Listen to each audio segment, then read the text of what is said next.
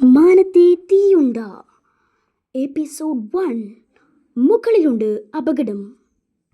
പശ്ചിമേഷ്യയിൽ മിസൈലുകളും ഡ്രോണുകളും ആകാശത്ത് തീഗോളങ്ങൾ സൃഷ്ടിച്ചപ്പോൾ ഇതൊന്നുമല്ലാത്ത ഒരു തീഗോളം US-ലെ ഓഹോയിലെത്തി. ഒരു ചിഹ്നഗ്രഹമായിരുന്നു അത്. ശബ്ദത്തേക്കാൾ വേഗത്തിലെത്തിയ അതിൻ്റെ വരവ് ആരും അറിഞ്ഞില്ല, നാസ പോലും. അപകടമുണ്ടായിട്ടില്ലെങ്കിലും ഈ ചിഹ്നഗ്രഹം വലിയ ചർച്ചകൾ ഉത്തരവിട്ടിരിക്കുകയാണ്. ആകാശ വസ്തുക്കൾ ഭൂമിയിലുണ്ടാക്കുന്ന ഭീഷണിയെക്കുറിച്ചാണത്. ചരിത്രത്തിന് അപ്പുറത്തുള്ളൊരു കാലം, ഏകദേശം 6.5 കോടി വർഷങ്ങൾക്ക് മുമ്പ്. അന്ന് ഭൂമിയിൽ മനുഷ്യരില്ല.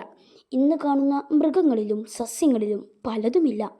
അന്ന് ഭൂമി ഭരിച്ചിരുന്നത് നമ്മൾ കണ്ടിട്ടില്ലെങ്കിലും നമുക്ക് വളരെ പരിചിതരായ ചില മൃഗങ്ങളാണ്, ദിനോസറുകൾ. ചൊവ്വയുടെയും വ്യാഴത്തിൻ്റെയും ഇടക്കുള്ള അതിർത്തിയിൽ സ്ഥിതി ചെയ്യുന്ന ചിഹ്നഗ്രഹ മേഖലയുടെ പുറത്തുനിന്ന് ഒരു ചിഹ്നഗ്രഹം ഭൂമിയിലേക്കെത്തി. ഇരുണ്ട നിറത്തിലാണ് ഈ മേഖലയിലെ ചിഹ്നഗ്രഹങ്ങൾ കാണപ്പെടുന്നത്. അന്തരീക്ഷത്തെ കീറിമുറിച്ച് ഒരു തീപ്പന്തായി ആ ചിഹ്നഗ്രഹം പാഞ്ഞു. 15 കിലോമീറ്റർ വരെ വീതിയുള്ള വമ്പൻ ചിഹ്നഗ്രഹമായിരുന്നു അത്.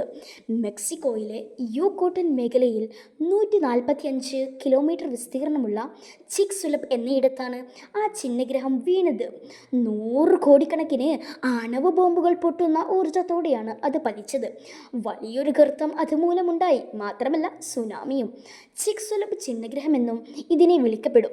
ഇതിൻ്റെ പതനം അക്കാലത്തു ഭൂമിയിലുണ്ടായിരുന്ന 3/4 പങ്ക് ജീവജാലങ്ങളെയും നശിപ്പിച്ചു. ഭൂമിയുടെ ചരിത്രത്തിലെ കൂട്ടവംശനാശങ്ങളിലൊന്നാണ് അന്ന് നടന്നത്. എങ്ങനെ നാശം സംഭവിച്ചു എന്നത് സംബന്ധിച്ച പല സിദ്ധാന്തങ്ങളും ഇന്നുണ്ട്. ചിഹ്നഗ്രഹം പതിച്ച ശേഷം വ്യാപക തോതിൽ വാതകങ്ങളും പുകയും അഗ്നിപർവ്വത സ്ഫോടനങ്ങളും പൊടിപടലങ്ങളും അന്തരീക്ഷത്തിൽ ഉയർന്നെന്നും ഇത് മൂലമുണ്ടായ കാലാവസ്ഥാ മാറ്റമാകാം കനത്ത നാശത്തിനു വഴിയൊരുക്കിയെന്നുമാണ് പ്രബലവാദം. ദിനോസറുകളെ കൂടാതെ വലിയ ശരീരമുള്ള പല ജീവികളും അന്ന് അപ്രത്യക്ഷരായി. ഭൂമിയിൽ സസ്തനികൾ ആധിപത്യം പുലർത്തി തുടങ്ങി. പിൽക്കാലത്ത് മനുഷ്യരുമുണ്ടായി. ഭൂമിയുടെ ജാതകം തന്നെ ഈ ചിഹ്നഗ്രഹം തിരുത്തിക്കുറിച്ചു.